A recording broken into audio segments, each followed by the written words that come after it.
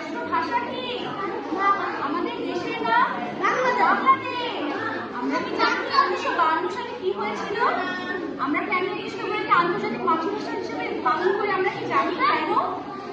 কারণ পাকিস্তানিরা বলেছিল আমরা আর বাংলায় কথা বলতে পারবো না, আমাদেরকে উর্দুতে কথা বলতে হবে। তাই আমাদের কিছু দেশপ্রেমী ছাত্রছাত্রী ভাই ও বোনেরা জানো আমাদের বাংলা ভাষাকে রাষ্ট্রভাষা হিসেবে দাবি করার জন্য নানান ধরনের আন্দোলন মিছিলের আয়োজন করেছে জানো।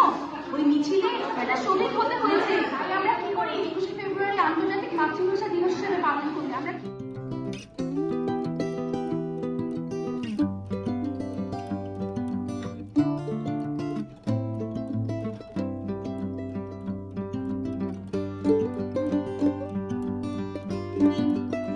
একটা ডগের গল্প শুনবো।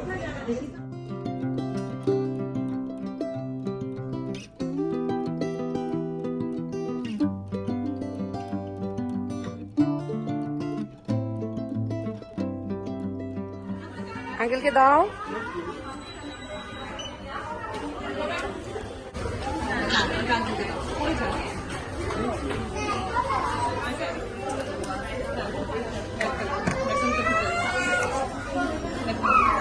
থ্যাংক ইউ বলবো।